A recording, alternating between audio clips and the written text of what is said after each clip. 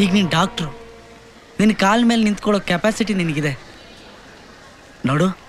ಅಕಸ್ಮಾತ್ ಕಾಲು ಮುರಿದು ಹೋದರೆ ಸ್ಟಿಕ್ ಹಿಡ್ಕೊಂಡು ನಡಿತೀವಿ, ಸರಿ ಹೋದ್ಮೇಲೆ ಸ್ಟಿಕ್ನ ಬಿಸಾಕಲ್ವಾ? ಅದೇ ಥರ ಇಷ್ಟು ದಿನ ನಾನು ನಿನಗೆ ಸ್ಟಿಕ್ ಥರ ಇದ್ದೆ, ಇನ್ಮೇಲೆ ನನ್ನ ಅವಶ್ಯಕತೆ ನಿನಗಿಲ್ಲ. ಈ ನಡುವೆ ಗೊತ್ತಿದ್ದೋ ಗೊತ್ತಿಲ್ದೇನೋ ಪೂಜಾ ನನ್ನ ಪ್ರೀತಿ ಮಾಡ್ತಿದ್ದಾಳೆ. ಅವತ್ತು ದುಡ್ಡಿರೋನು ಸಿಕ್ತ ಅಂತ ನೀನು ನನ್ನ ಬಿಟ್ಟು ಅವನ ಜೊತೆ ಹೋದೆ. ಇವತ್ತು ನೀನು ಡಾಕ್ಟ್ರು, ನಿನಗೋಸ್ಕರ ಪೂಜಾನ ರಿಜೆಕ್ಟ್ ಮಾಡಿ ಅವತ್ತು ನೀನು ಮಾಡಿದ ತಪ್ಪನ್ನ ಇವತ್ತು ನಾನು ಮಾಡ್ಲ?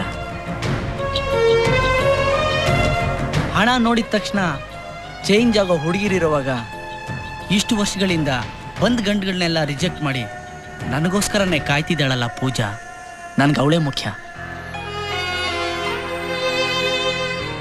ನಿನ್ನ ಸ್ಟೇಟಸ್ ತಕ್ಕ ಹಾಗೆ ಯಾರನ್ನಾದರೂ ಡಾಕ್ಟ್ರನೋ ಇಂಜಿನಿಯರ್ನೋ ನೋಡಿಕೊಂಡು ಮದುವೆ ಮಾಡ್ಕೊ. ನಾನೇ ಬಂದು ನಿಂತ್ಕೊಂಡು ಎಲ್ಲ ಕೆಲಸ ಮಾಡ್ತೀನಿ.